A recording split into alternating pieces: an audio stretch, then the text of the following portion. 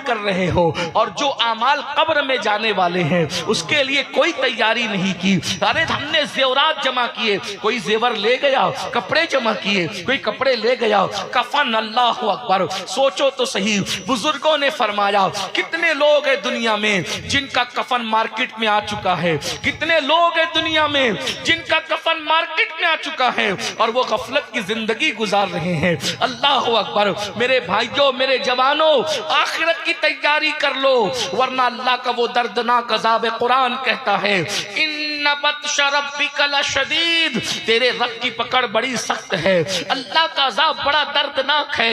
इन्ना अज़ाब रब्बिका लवाक़ि मा लहू मिन दाफ़े, तेरे रब का अज़ाब वाक़े होकर रहेगा। और जब अल्लाह अज़ाब नाजिल करने का फैसला कर ले, दुनिया की कोई ताकत नहीं बचा सकती।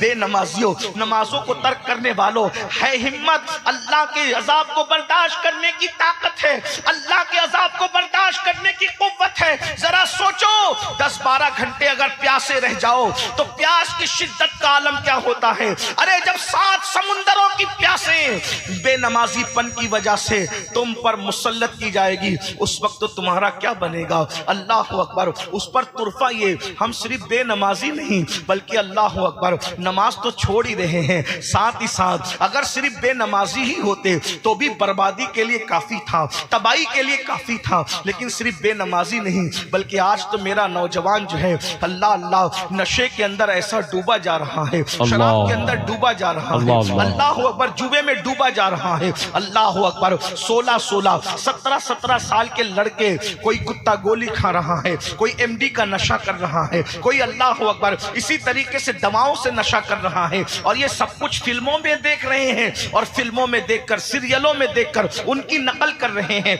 याद रखना, बहुत बड़े मुफक्किर ने कहा था रील और रियल के अंदर फर्क है। हमारी जिंदगी रील नहीं है, हमारी जिंदगी रियल है।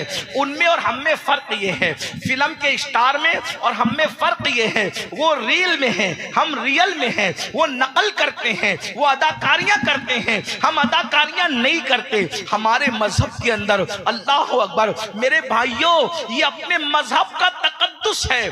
फरमाया गया ऐसा खाना मत खाओ जो तुम्हें सुस्त कर दे, ऐसा खाना मत खाओ जो तुम्हें सुस्त कर दे। तो जो खाना सुस्त कर दे, जब वो खाने की इजाजत नहीं, ऐसा मशरूब जो सुस्त कर दे, जब वो पीने की इजाजत नहीं, बतौर तकवा या बतौर एहतियात अंदाजा फरमाए तो जो नशा ला दे उसके इस्तेमाल की इजाजत कैसे हो सकती है। आपको पता है अल्लाह के रसूल सल्लल्लाहु अलैहि वसल्लम ने कभी मैदे की रोटी इस्तेमाल नहीं की, क्योंकि मैदा इंसान को सुस्त कर देता है।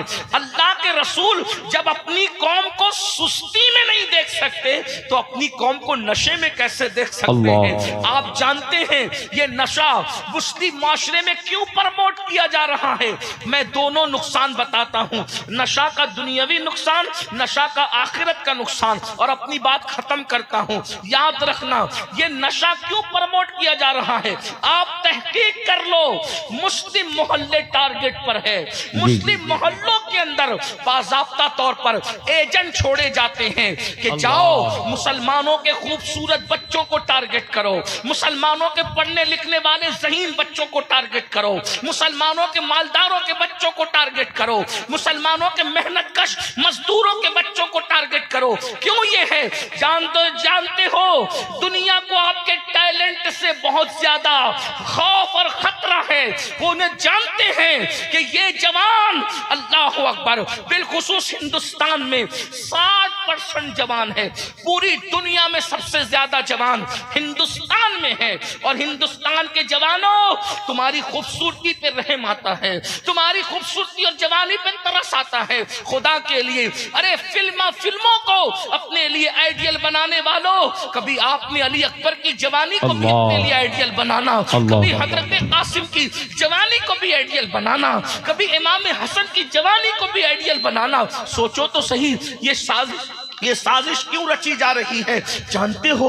ये जानते हैं, इस्लाम दुश्मन ताकतें जानती है, जिस दिन तुम तिजारत करोगे तुम्हारी टक्कर कोई नहीं ले सकता, दुनिया तुम्हारी गुलामी करेगी। तो कह रहे हैं इन्हें नशे का लत पढ़ा दो, इन्हें नशे का आदी बना दो ताकि ये तिजारत न कर सके, बेहोश होकर के पड़े रहें, ये तिजारत न कर सके। ये जानते हैं जिस दिन तुम तालीम हासिल करोगे कोई तुम्हारा मुकाबला नहीं कर सकेगा।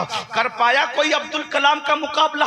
बताओ, कर पाया कोई? इतनी ताकत हिंदुस्तान को किसने दी? अब्दुल कलाम ने दी। बल्कि मैं तो ये कहता हूँ हिंदुस्तान बनाने से लेकर हिंदुस्तान बसाने तक, हिंदुस्तान बसाने से लेकर हिंदुस्तान सजाने तक, हिंदुस्तान सजाने से लेकर आजाद कराने तक, आजाद कराने से लेकर इतनी ताकत अता करने तक सफे अव्वल में कौन खड़ा है देख लो। अगर आपको बताऊं ताजमहल किसने बनाया? कलमा पढ़ने वाले ने। लाल किला बना के किसने सजाया? कलमा पढ़ने वाले ने। इसी तरीके से हिंदुस्तान के अंदर इतनी खूबसूरत आबादियों का तस्वीर किसने दिया? इस मुल्क के अंदर गुलाब नहीं थे, गुलाब लाने वाले तुम हो, चमेली लाने वाले तुम हो, फूल लाने वाले तुम हो, यानी गार्डन सजाने वाले तुम हो। तुम्हारे आने से पहले ये तस्वीर नहीं था, वरना तहकीक कर लो। अल्लाह अकबर। उसके बाद सजाया तो तुमने है, सोने की चिड़िया भी तुमने बनाया था।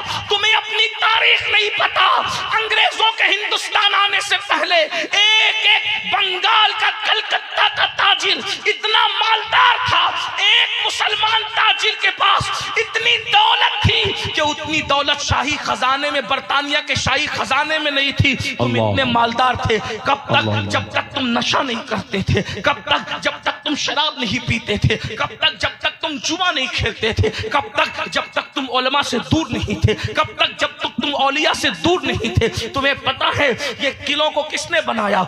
ज्यादातर दूसरों ने भी बनाया, इनकार नहीं, ज्यादातर कलमा पढ़ने वालों ने बनाया। उसके बाद अंग्रेजों के खिलाफ 1857 में किसने तकरीर की और जिहाद का फतवा दिया? वो भी तो कलमा पढ़ने वाला था, जिसे दुनिया फजल खैराबादी कहती है। आप देख रहे हैं अंडमान के जजीरों में जिनको फांसियां दी गई वो सब कलमा पढ़ने वाले थे। रंगून के अंदर जिसकी कब्र बनी वो कलमा पढ़ने वाला था। हिंदुस्तान को इतनी ताकत देने वाला अब्दुल कलाम कलमा पढ़ने वाला था। आप कहाँ हो?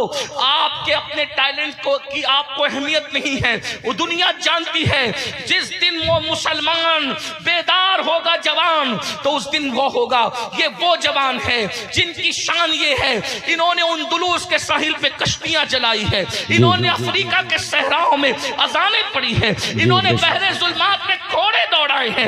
इकबाल जैसे मुफक्किर को मजबूर होकर कहना पड़ा दी अजाने कभी यूरोप के कलीसाओं में और अफ्रीका के तपते हुए सहराओं में। दश्त तो दश्त है, दरिया भी ना छोड़े हमने, बहरे जुल्मात में घोड़ा दिए घोड़े हमने। अल्लाह अकबर। ये मर्दों का हाल है। रजिया सुल्ताना तुम में थी, रजिया सुल्ताना तुम में थी, बेगम हजरत महल तुम में थी।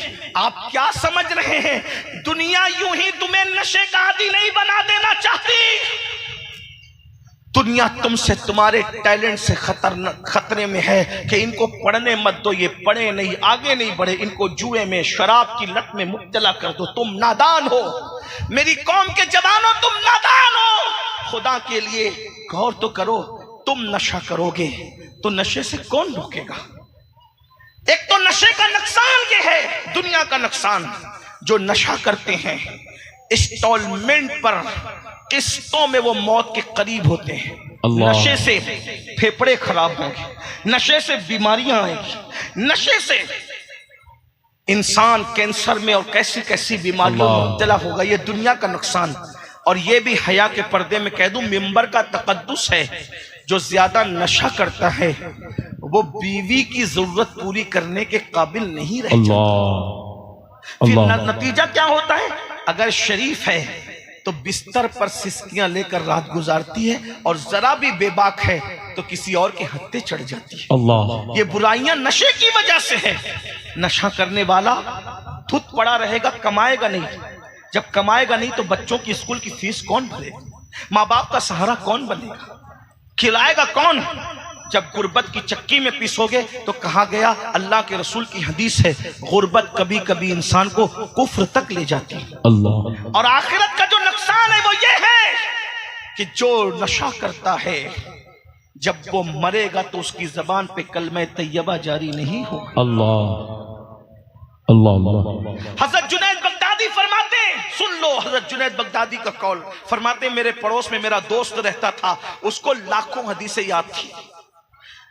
जब उसके मौत का वक्त करीब आया, मरने का वक्त करीब आया, तो मैं उसके सराहने गया कि पड़ोसी है, दोस्त है और बड़ लाखों हदीसों का आलिम है।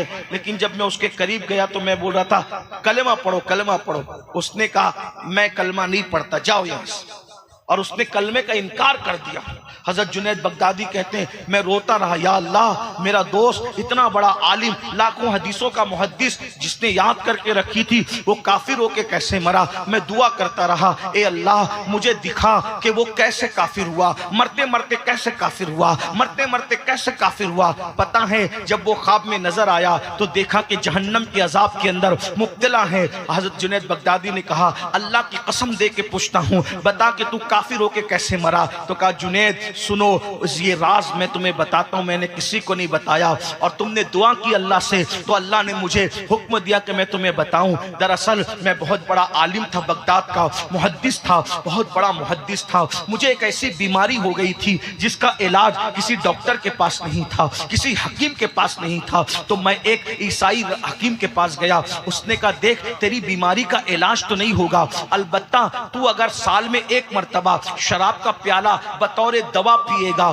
तो तेरी बीमारी रुक जाएगी। शिफा तो नहीं होगा लेकिन तेरी बीमारी रुक जाएगी, तेरी बीमारी कंट्रोल में आ जाएगी। तो मैं हर साल एक शराब का पूरा प्याला बीमारी से बचने की नीयत से पी लिया करता था। शराब का एक प्याला साल में एक मर्तबा मैंने बीमारी से बचने के लिए पिया तो मरते वक्त मेरा ईमान चला गया। ऐ मेरी कौम के जवानों बताओ, जो बीमारी के लिए बीमारी की नीयत से शराब पिए मरते मरते वो काफिर हो रहा है। जो रत जगहों में शराब पिए, जो खुशी के मौके पे शराब पिए, जो पिकनिक पे शराब पिए, जो मोहल्लों में नशा करे, बताओ उनका खात्मा ईमान पर कैसे होगा। बल्कि सुनो सुनो, अल्लाह के सच्चे रसूल सादिक व मज़दूक तुम्हारे मेरे रसूल ने फरमाया, ऐ इब्ने मसूद मेरी उम्मत के कुछ लोग होंगे जो मरेंगे तो अच्छे भले मरेंगे, लेकिन जब कयामत के दिन वो अपनी अपनी कब्रों से उठेंगे तो या तो उनका चेहरा सूअर की तरह होगा या तो उनका चेहरा बंदर की तरह होगा। अब्दुल्ला इब्ने मसूद कहते हैं या रसूल अल्लाह, जो अपनी कब्रों से उठेंगे उनका चेहरा सूअर और बंदर की तरह होगा। क्या वो कलमा नहीं पढ़ते होंगे? क्या वो कुरान को अल्लाह की किताब नहीं मानते होंगे? क्या वो आपको अल्लाह का रसूल नहीं मानते होंगे? मेरे आका फरमाते इब्ने मसूद वो मोहम्मद को अल्लाह का रसूल भी मानेंगे, कुरान को अल्लाह की किताब भी मानेंगे, वो कलमा भी पढ़ते होंगे, फिर भी जब वो अपनी कब्रों से उठेंगे तो उनकी कब्रों से उठते वक्त उनके चेहरे सूअर और बंदर की तरह होंगे। वो सूअर और बंदर की शक्ल लेकर कयामत के दिन उठेंगे। तो इब्ने मसूद ने कहा या रसूल अल्लाह उनका गुनाह क्या होगा? मेरे आका फरमाते हैं उनके दो गुनाह होंगे, उनके दो गुनाह होंगे। नंबर एक, वो शराब का नाम बदल बदल कर पिएंगे। अल्लाह, शराब का नाम बदल बदल कर पिएंगे।